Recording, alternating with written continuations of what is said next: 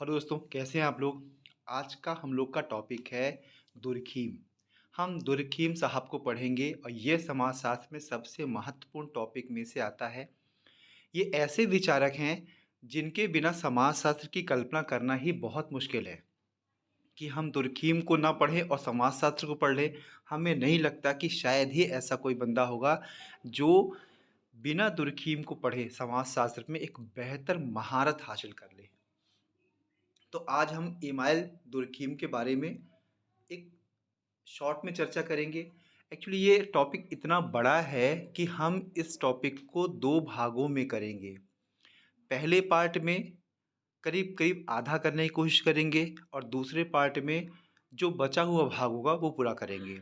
ये हमारे MP set है, एमपी सेट या यूजीसी नेट दोनों में ही आप देखेंगे यह पहली यूनिट का पहला ही टॉपिक है। और इसको हम आपको ये रिकमेंड करेंगे कि आप बहुत ध्यान से पढ़िए, बहुत अच्छे से, क्योंकि यह जो टॉपिक है इस टॉपिक से क्वेश्चन अप्रॉक्सीमेटली लगभग बनता ही बनता है। आपको बिल्कुल भी देखने को नहीं मिलेगा कि कोई भी पेपर हो रहा है समाजशास्त्र का और उसमें ये नहीं हो रहा है। ठीक है, तो चलिए हम लोग स्टार्ट करते हैं। इमाइल दुर्खीम, जो इनका जन्म हुआ वो फ्रांस में हुआ। अब जब फ्रांस में हुआ, ये यूरोप में थे। जो फ्रांस है यूरोप में आता है, तो वहाँ की जो विचारधारा है, वहाँ का वातावरण, इनका उस जो वातावरण है उसका प्रभाव पड़ना तो स्वाभाविक ही है। ये करीब करीब 200 साल पहले की बात मान लें, तो उसके आधार पर ही वहाँ का जो माहौल चल रहा था, उस समय जो समस्या चल रही थी, उस समस्या पे इन्होंने अध्ययन किया और उसी के आधार पर इन्होंने बहुत सारे सिद्धांत दिए हैं। थोड़ा सा हम लोग जीवन परिचय के बारे में जान लेते हैं। अक्सर कभी पूछता है एग्ज़ाम में कि दुर्खीम साहब किस देश से संबंधित हैं या उनका जन्म कहाँ हुआ। ऐसे क्वेश्चन भी सीधे सीधे पूछे जा सकते हैं क्योंकि ये एक बहुत प्रसिद्ध विचारक है। अब देखिए, जीवन परिचय की बात करें और आपको स्टार्टिंग में हमने जो बताया है, जो महत्वपूर्ण इम्पोर्टेंट फैक्ट्स जो आपके एग्ज़ाम में लगभग आना 99% संभावित है, वो हमने रेड से कर दिया है, लाल से कर दिया है। तो आप जैसे जैसे उस टॉपिक को पढ़ेंगे, उस टॉपिक में जहाँ लाल है उसको थोड़ा ज़्यादा अच्छे से देखेंगे, ज़्यादा अच्छे से याद करेंगे, जिससे कि संभावना बढ़ जाएगी कि आप जो पढ़ रहे हैं उस पढ़ने से जो कंक्लूज़न होगा, कम से कम चीज़ों को पढ़ेंगे और अधिक से अधिक आप नंबर गेन कर सकेंगे। ठीक है, चलिए हम लोग आगे बढ़ते हैं। इनका जन्म 15 अप्रैल 1858 को हुआ, फ्रांस में हुआ। एक छोटा सा शहर था एपिनॉल, वहाँ पर इनका एक यहूदी परिवार में जन्म हुआ। और चूंकि धार्मिक प्रवृत्ति थी इनके माता पिता की, तो इसका उनका भी प्रभाव उनको देखने को उनको मिला। अब ये जो इन्होंने एक, सभी लोग क्या होते हैं, रिसर्च करते हैं। इन्होंने भी एक रिसर्च की, रिसर्च में शोध प्रबंध थीसिस लिखी। उसका क्या था थीसिस में? व्यक्तिवाद और समाजवाद के बीच संबंध, ये टॉपिक था। पूछ सकता है एग्जाम में कि उनके थीसिस है, उन थीसिस का मेन टॉपिक क्या है, मेन विषय क्या है। तो आपको ये ध्यान रखना है, व्यक्तिवाद और समाजवाद। ठीक है, अब हम लोग आते हैं, देखिए सबसे महत्वपूर्ण, अत्यधिक महत्वपूर्ण है पुस्तकें।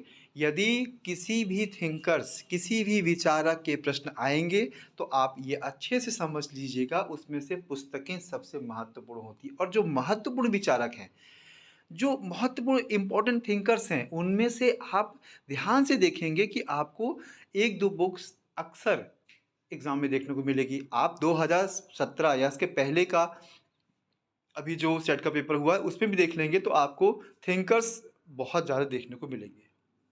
ठीक है, अब देखिए जो हमने रेड से लगाया है वो किताबें बहुत सारी, बहुत ज़्यादा महत्वपूर्ण है। किताबें बहुत बहुत ज़्यादा हैं। एक विचारक ने बहुत सारी किताबें लिखी हुई हैं, लेकिन कुछ बुक्स ऐसी हैं जो बहुत फेमस है, जिसमें से पहली बुक है द डिवीज़न ऑफ लेबर।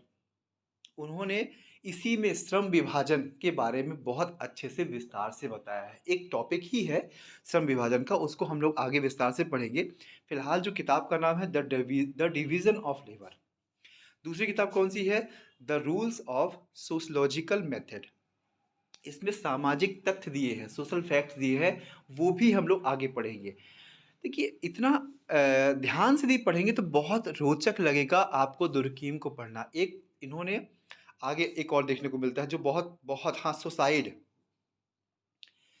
ये सुसाइड जो टॉपिक है, इस टॉपिक में उन्होंने 26 बहुत सारी मतलब 26,000 हैं शायद कि 2600 है, 26,000 है। 26,000 आत्महत्याओं का इन्होंने अध्ययन किया कि क्यों होती है आत्महत्या? उस आत्महत्या के पीछे क्या-क्या कारण हो सकते हैं और कौन-कौन से तथ्य जवाबदार हैं, इन सब के बारे में विस्तार से इन्होंने अपनी इस पुस्तक में लिखा है और ये टॉपिक भी हमारे लिए बहुत महत्वपूर्ण है। एग्ज़ाम पूछता है कि आत्महत्या के बारे में किस विचारक ने अपना शोध किया या विचारक ने कोई किताब लिखी तो दुर्कीम का नाम सामने आएगा। फिर इसके बाद है the elementary forms of religious life, primitive classification, education and sociology, sociology and philosophy, moral education. ये कुछ किताबें हैं, इनको आप ध्यान से एक बार पढ़ लीजिएगा, लेकिन जो हमने रेड से हाईलाइट किया है उसको अच्छे से याद कर लीजिएगा। वो अक्सर कई एग्ज़ाम में पूछा भी गया है और आगे भी जो अपना एग्ज़ाम होने वाला है उसमें भी पूछा जा सकता है। अब देखिए मेन पार्ट पहले हम लोगों ने पढ़ा उनका जीवन परिचय, कहाँ के थे, क्या बैकग्राउंड था, किस देश के थे, ये थोड़ा-सा पढ़ा। फिर उसके बाद हम लोगों ने आगे क्या पढ़ा, आगे हम लोगों ने पढ़ा कि कौन-कौन सी मुख्य किताबें हैं उनकी और किताबों में उन मुख्य किताबों में भी से मुख्य कौन-सी हैं, माने मेन बुक्स में से भी मेन कौन-सी है जो हम लोग याद करना है, वो भी पढ़ी हम लोगों ने। अब लोकप्रिय अवधारणाएँ, जब कोई किताब लिखता है तो पर्टिकुलर कोई ना कोई एक कंक्लूज़न देता है, कोई फैक्ट्स देता है और उस फैक्ट्स को ही हम लोग क्या कहते हैं अवधारणाएँ, जो कि इन्होंने कही। देखिए सामाजिक तथ्य, अभी हमने पढ़ा था ना सेकंड नंबर जो वाली बुक थी ना, उसमें सामाजिक तथ्य के बारे में कहा था। इसमें कहा समाज शास्त्रीय प्रणाली के नियम। ये जो जितनी भी अवधारणाएँ हैं देखिए पहले हम चारों अवधारणाओं को अच्छे से समझ लेते हैं। दूसरा है एकजुटता जिसमें श्रम विभाजन के बारे में पर्याप्त बताया गया है। तीसरा है आत्महत्या और चौथा है धर्म। मतलब यदि हम चारों की बात करें, ये 4 लोकप्रिय अवधारणाएँ हैं। सीधा से सीधा प्रश्न आ सकता है कि ये अवधारणा या इनमें से कोई अवधारणा किस विचारक की है? तो इसमें से 90% क्वेश्चन फँसने की बहुत संभावना है। ज़रूरी नहीं कि इसके बारे में बहुत विस्तार से आप पढ़ें। पढ़ना आवश्यक है, हम किसी बात को छोड़ने के लिए नहीं कह रहे हैं। लेकिन यदि आप 10 लाइन पढ़ते हैं, 10 लाइन में से ये पता है कि इन 2 लाइनों से तो बहुत संभावना है आने की और 8 लाइनों से कम है, तो हम लोग 2 लाइनों पे बहुत फ़ोकस करेंगे और 8 लाइन भी पढ़ेंगे। कोई चीज़ छूटेगा नहीं, ऐसा प्रयास करना है हम लोग को। देखिए सामाजिक तथ्य, दूसरा है श्रम का विभाजन, तीसरा आत्महत्या और चौथा है धर्म। ये 4 जो जो अवधारणाएँ दी हैं, ये बहुत महत्वपूर्ण है, एग्ज़ाम में आ सकता है कि दुर्खीम की कौन-सी अवधारणा नहीं है। आपको सामाजिक तथ्य देगा, श्रम विभाजन देगा, आत्महत्या देगा और कोई एक ऐसा दे देगा जो इनका नहीं है। तो आपको ध्यान में आएगा, हाँ, ये 4 तो थीं, इसमें से एक नहीं है, तो वो आपका आंसर होगा। क्लियर हो रहा है? कुछ भी डाउट होगा आप हमें कमेंट्स बॉक्स में कमेंट्स कर दीजिएगा और जो भी आपको नहीं समझ में आ रहा है या कुछ भी दिक्कत लग रही है तो आप ज़रूर अपनी बात को रख सकते हैं। चलिए, अब हम आज क्या करेंगे? देखिए 4 जो अवधारणाएँ हैं बहुत इम्पोर्टेंट हैं और थोड़ा-सा समय लेंगी 4 अवधारणाएँ। तो आज हमने ये सोचा है कि हम इसमें से केवल एक अवधारणा को अभी इस वीडियो में बताएँगे जिससे वीडियो बहुत लंबा नहीं हो और बाकी जो 3 अवधारणा है इस वीडियो के सेकंड पार्ट में नेक्स्ट टाइम बताएँगे। ठीक है? तो आज हम लोग शुरू करेंगे सामाजिक तथ्य। ठीक है? चलिए आगे बढ़ते हैं हम लोग। सामाजिक तथ्य, इसको सोशल फैक्ट्स भी कह सकते हैं। सभी का अपना-अपना विचार होता है, सभी एक ही बात को अलग तरीके से कहते हैं। यदि आपने अभी इसके पहले विवाह की परिभाषा पढ़ी थी, तो सभी लोग प्रभु साहब अलग कह रहे हैं, कनौरिया साहब अलग कह रहे हैं, कपाड़िया साहब अलग कह रहे हैं। तो सभी की विचार अलग-अलग हो सकते हैं, कहने का तरीका अलग हो सकता है, लेकिन फाइनली वो कहते एक जैसा ही है। और जो हम आपको बार-बार कह रहे हैं जो रेड से हाइलाइट्स है उसको अच्छे से आपको ध्यान देना है, ठीक है?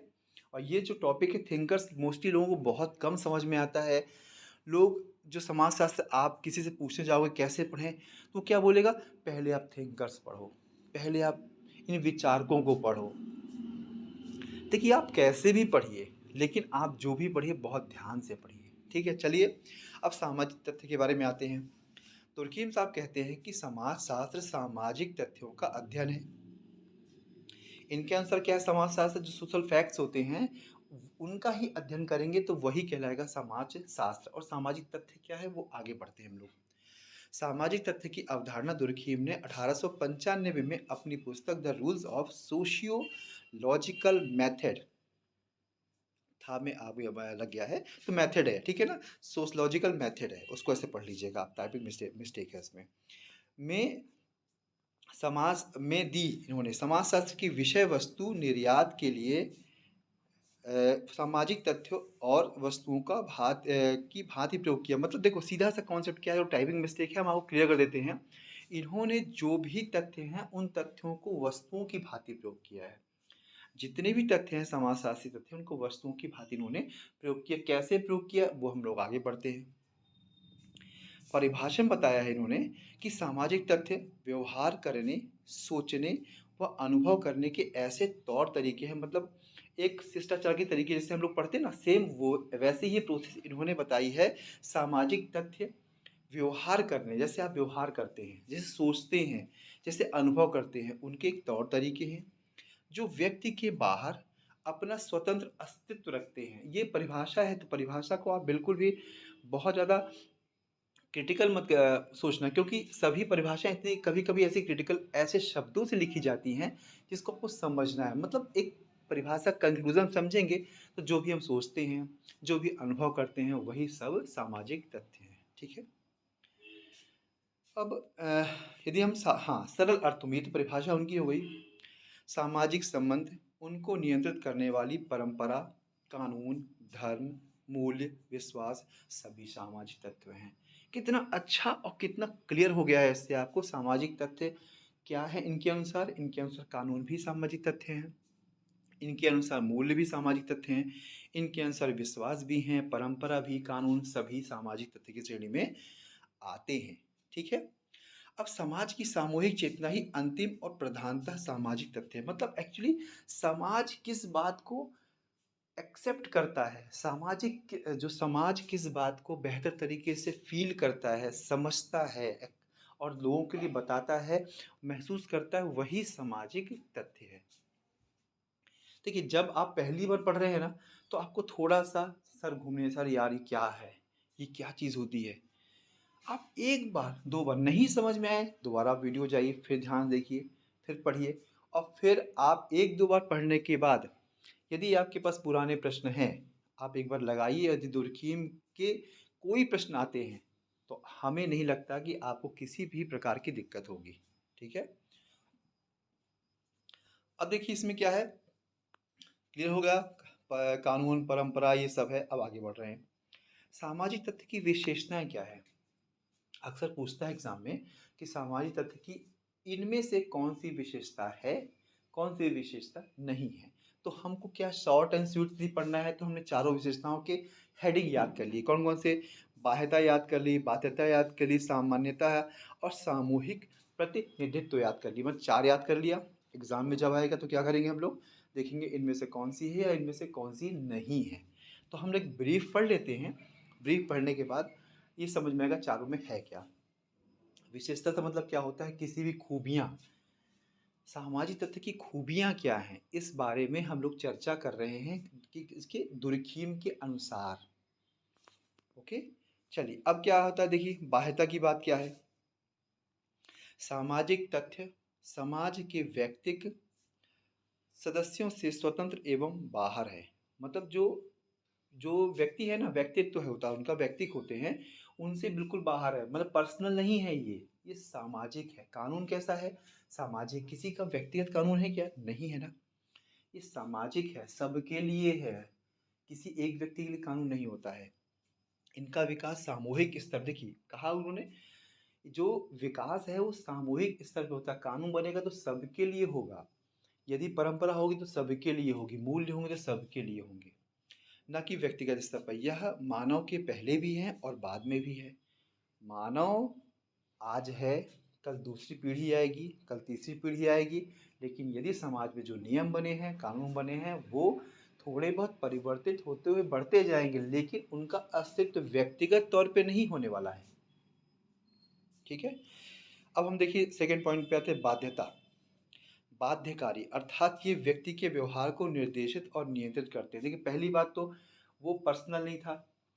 दूसरा क्या है, बाध्यता, मतलब आपको वहां पर बाध्य करेंगे इस तरह कानून करो। यदि ये नियम बनाया है कि रात में सोना है, सुबह उठना है, तो मोस्टली 99% से ज़्यादा लोग रात को ही सोते हैं, सुबह उठते हैं।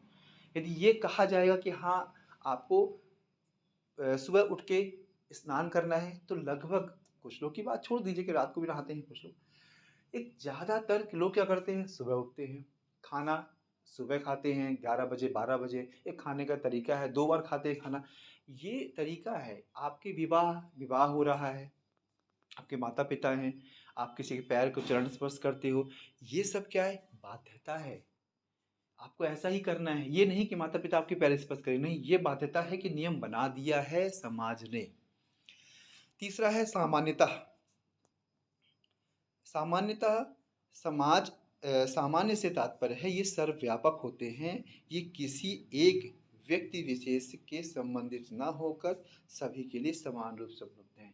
फिर वही देखिए, जनरलाइज है, स्पेसिफिक नहीं है ये कि पर्टिकुलर रामू के लिए है, श्यामू के लिए नहीं है, या राधा के लिए है, कृष्णा के लिए नहीं है, ऐसा नहीं, ये सब के लिए है, ये सभी के लिए है। तो ये सामान्यतः जनरलाइज है, ये सभी के लिए एक जैसा होगा। फिर लास्ट इसका विशेषता क्या है, सामूहिक प्रतिनिधित्व। जब सामूहिक चेतना की अभिव्यक्ति किसी प्रतीक या चिन्ह के रूप में होती है तो उन्हें सामूहिक प्रतिनिधान कहते हैं। प्रतिनिधान है, ठीक है ना, इसमें टाइपिंग मिस्टेक, प्रतिनिधान। धार्मिक राष्ट्रीय प्रतीक, जैसे सामूहिक प्रतिनिधित्व, ये क्या होता है, जब हम किसी एक से राष्ट्रीय ध्वज है, तो हमको क्या है, एक प्रतीक हो गया, वो क्या है, राष्ट्र के सम्मान का प्रतीक हो गया वो। यदि हम राष्ट्र ध्वज देखेंगे, राष्ट्र गान सुनेंगे, तो हम अपने आप हमें आदर आएगा। न केवल हम भारत में रहने वाले, यदि कोई फ्रांस में रहता है तो फ्रांस का कोई ध्वज होगा, उसके प्रति आदर होगा। अमेरिका में रहने वाला है, उसके लिए मतलब एक प्रतीक हो गया, जिससे समाज में एक बेहतर क्या होगा, एक चिन्ह हो जाएगा, जिससे हम लोग समाज में सभी लोग उसमें मान्य होंगे, इस चिन्ह को मानेंगे। तो ये कहीं समझ में नहीं आ रहा है आपको, तो बिल्कुल आप कमेंट्स कर सकते हैं। कभी कभी आप जब पहली बार दुर्खिम को पढ़ेंगे तो थोड़ा सा एक समस्या लग सकती है आपको, जब एक दो बार पढ़ेंगे तो बहुत अच्छे से समझ पाएंगे। अब देखिए सामाजिक तथ्यों के प्रकार। सामाजिक तथ्य हैं, ये भी टाइपिंग मिस्टेक है। सामाजिक तथ्यों के प्रकार दो प्रकार के होते हैं, लाल से किया है मैंने, इसके समझो आपकी, ये इंपॉर्टेंट है। पहला तो है सामाजिक, सामान्य सामाजिक तथ्य, और दूसरा रोगात्मक व्याधिकीय सामाजिक तथ्य। जो ये सामान्य सामाजिक तथ्य है, ये सामान्य रूप से विद्यमान है, मतलब जनरली आपको सुबह उठना है, आपको आदर करना है लोग सभी बड़ों का, आपको अपने शिक्षकों का आदर करना है, मूल्य हैं जो आपके वो ध्यान देने हैं, ये सामान्य है, सामान्य सामाजिक तथ्य हो गए। लेकिन और ये सभी में लगभग विद्यमान होते हैं, सभी लोग आदर करते हैं, सभी लोग इस बात का ध्यान रखते हैं कि जो परंपरा है, विश्वास है, उस पर हम कंटिन्यू करें। लेकिन जो सेकेंड पार्ट है, रोगात्मक व्याधि की तत्व, व्याधि की तथ्य, ये क्या है, जो ऐसे फैक्ट्स होते हैं जो थोड़े बिगड़ जाते हैं, समाज की जो मुख्य धारा से हट जाते हैं, वो कहलाते हैं रोगात्मक या व्याधि की तथ्य। इसमें क्या होता है, ये थोड़ा सा असामान्य हो जाते हैं। जैसे हम म, किसी के किसी का धन रखा है, तो हम, हमारा धन नहीं है तो नहीं, लेकिन हम यदि यह तथ्य क्या होते बिगड़ जाएंगे, थोड़ा सा चेंज हो जाएंगे, तो क्या होगा, हम चोरी कर लेंगे, या उस धन पे चाहेंगे कि हमारा हो जाए, या फिर हम किसी प्रकार का कुछ ऐसा कृत्य करेंगे जिससे हमको असहज तरीके से या असमान तरीके से वो हमको मिल जाए धन। मतलब कहने का तात्पर्य है कि जो सबके लिए मान्य है वो सामान्य तथ्य है, और जो सामान्य समाज के लिए मान्य नहीं है, समाज उसको गलत मानता है, तो क्या कहेंगे उसको, वो रोगात्मक कहलाएगा। दो क्लियर हो गया आपको। ये पूरा कंप्लीट हो गया आपका आज इमाइल तुर्कीम। क्लियर हुआ आपको? देखिए पूरा है।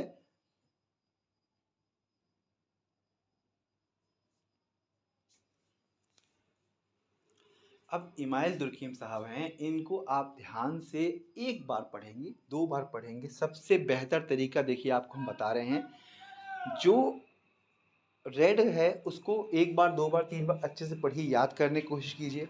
दूसरा, एक नोटबुक बनाइए।